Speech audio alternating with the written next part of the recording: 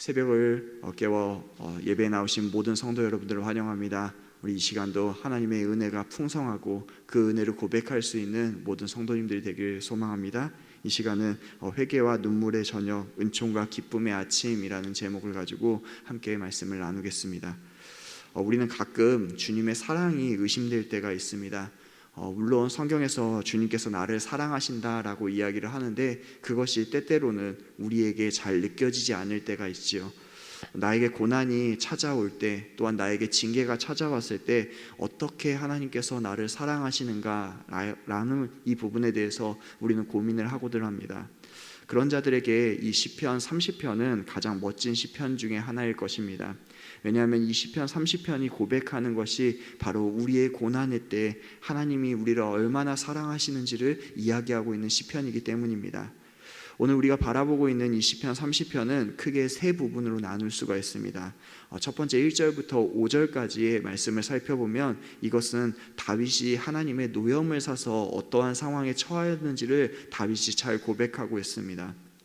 다윗은 먼저 주께서 내 영혼을 스올에서 끌어내어 나를 살리사 무덤으로 내려가지 아니하게 하셨나이다 라고 이야기를 하고 있습니다. 그의 말하는 것으로 보아 그는 거의 죽을 뻔한 징계를 받은 듯하게 보이게 됩니다.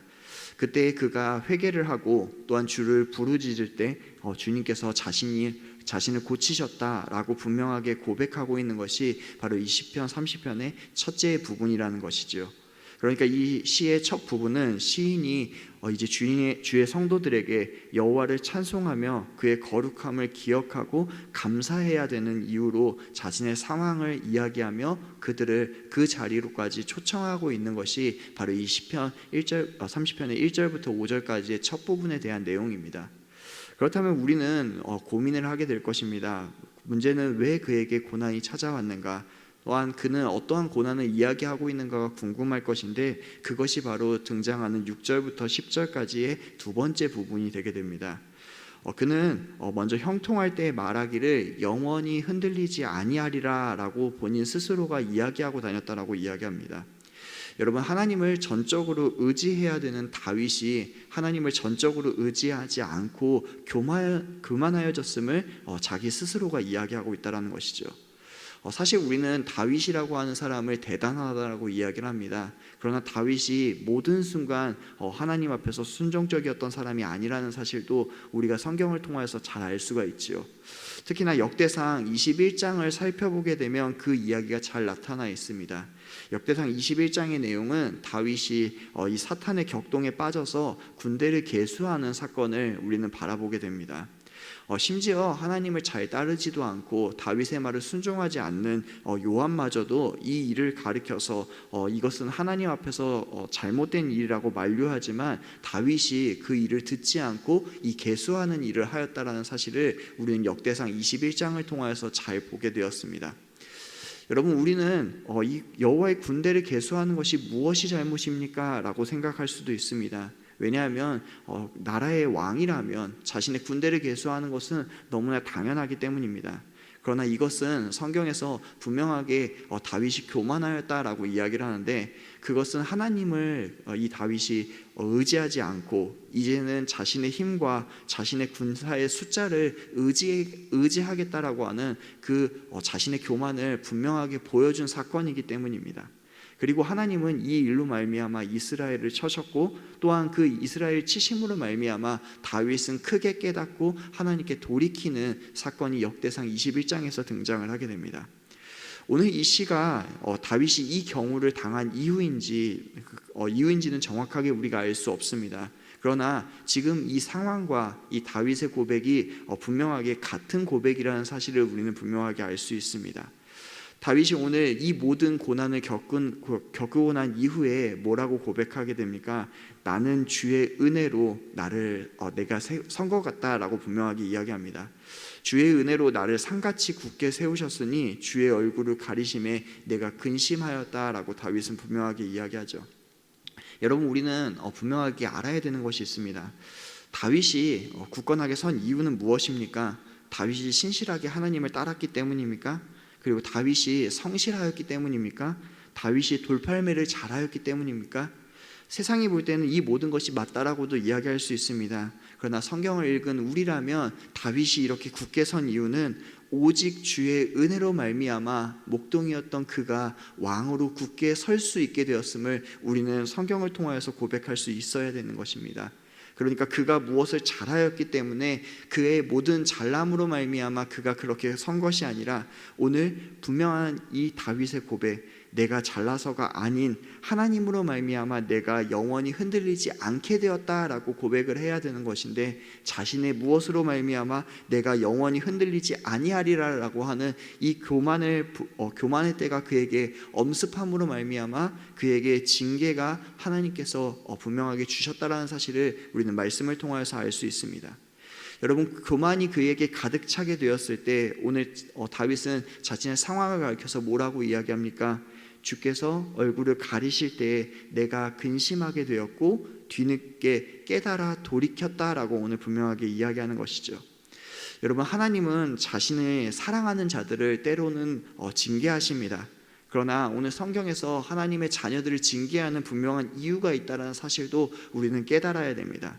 이 징계는 하나님의 선한 계획 가운데 우리를 바른 길로 인도하시는 데에 목적이 있다는 사실을 모든 성도들은 기억해야 된다는 것이죠.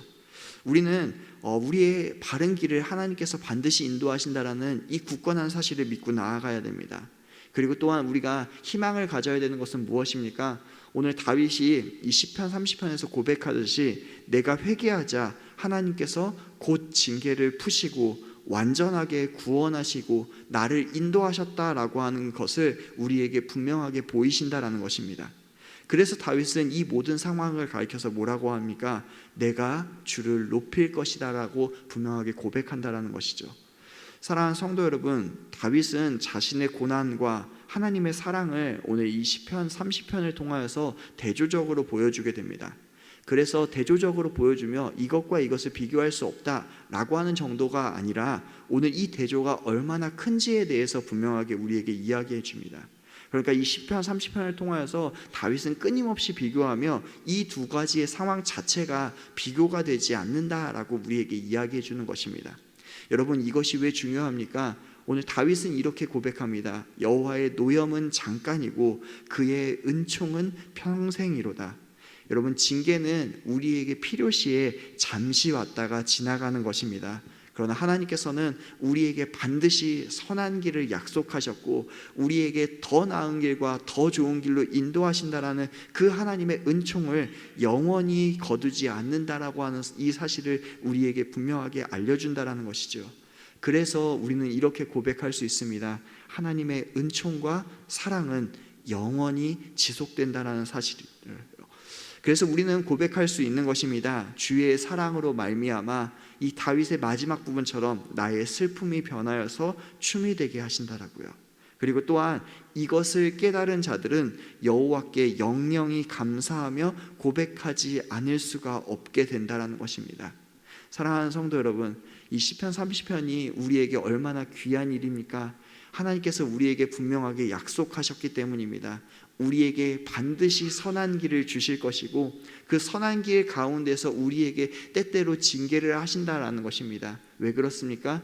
우리에게 바른 길을 인도해 주시기 원하여서, 우리가 때로 죄 가운데 빠졌을 때 우리에게 하나님의 그 놀라운 계획과 섭리 가운데로 다시금 돌아오게 만드시기 위하여서 이 징계를 행하신다라는 것이로요. 그리고 이 징계 가운데서도 하나님을 찾고 부르짖는 자들에게는 하나님이 그 징계를 거두시고 영원히 그 은총과 사랑을 계속해서 베풀어 주신다라고 하는 이 놀라운 사실을 우리에게 약속하셨다라는 것입니다. 여러분, 우리가 지금 어느 시점에 있느냐가 중요한 것이 아닙니다. 가장 중요한 것은 무엇입니까? 징계는 선함으로 말미암아 잠시 오는 것이고 주의 사랑은 영원히 지속된다라고 하는 것이죠. 우리가 이 사랑을 기억하였으면 좋겠습니다. 우리가 이 사랑 가운데 거하며 하나님을 날마다 높이며 찬양하는 저와 여러분 되길 간절하게 소망하겠습니다.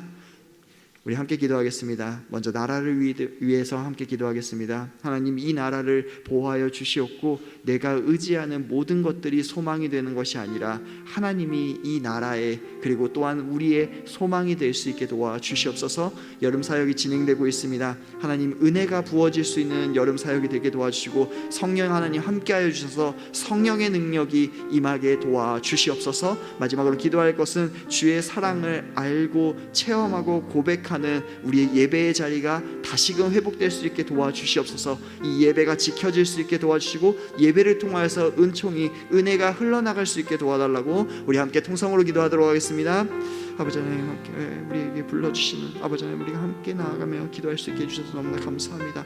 아버지 하나님, 나라를 위해서 기도합니다. 아버지 하나님, 하나님께서 이 나라의 소망이 될 수 있게 도와주시옵소서. 우리의 손에 뭘 잡히는 것과 우리가 생각하는 그것이 우리를 시키는 것이 아니라 오직 하나님만이 소망이 되십니다. 하나님, 우리가 하나님을 간절하게 찾고 나아가며 하나님께 부르짖을 수 있는 아버지 하나님, 우리가 될 수 있게 도와주시옵소서. 교회들이 먼저 일어나서 아버지 하나님께 부르짖으며 아버지 이 나라를 위해 기도할 수 있게 도와주시옵소서. 한 사람의 성도들이 일어나 아버지 하나님께 간절하게 기도하며 나아갈 수 있는 우리의 모든 성도들이 될 수 있게 도와주시옵소서. 아버지, 여름 사역이 진행되고 있습니다. 이 사역 가운데 하나님의 은혜가 부어지길 원합니다. 모든 맡은 바 아버지 하나님 직분자들과 아버지 하나님 모든 선교사들과 아버지 하나님, 우리 아이들 가운데 임하여 주셔서 하나님의 은혜를 깨달아 아버지 고백할 수 있는 아버지 그 여름 사역 될 수 있게 도와주시옵소서. 유아부와 유치부가 아버지 하나님 이 여름 사역이 시작되었습니다. 아버지 하나님, 더 풍성한 은혜를 부어주시고 아버지 준비하는 모든 부서들 가운데 함께하여 주시옵소서. 주의 사랑을 알고 고백하기를 원합니다. 우리 예배 자리가 회복될 수 있는 아버지 하나님, 사랑의 마신 아버지 하나님, 감사합니다. 오늘도 우리의 소망이 되어주시고 우리에게 더 나은 길을 예비하시는 아버지 하나님, 그 하나님의 놀라운 섭리와 계획을 믿고 나아갑니다. 아버지 하나님, 우리의 소망이 되시는 그 하나님을 의지하며 고백하며 아버지 하나님 간구하며 나아가는 우리 귀한 성도들이 될 수 있게 도와주시옵소서. 이 나라 가운데 아버지 하나님, 우리가 의지할 것은 오직 하나님임을 기억하며 모든 교회들이 모든 성도들이 하나님을 간구하며 찾을 수 있는 우리나라 대한민국이 될 수 있게 도와주시옵소서.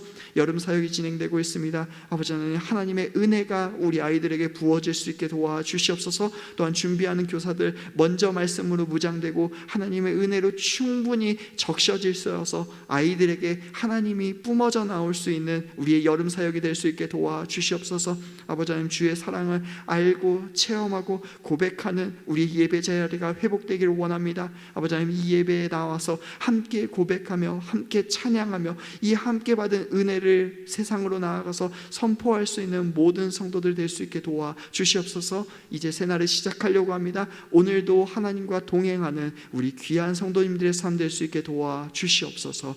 감사드리며 사랑이 많으신 예수님의 이름으로 기도드렸습니다. 아멘.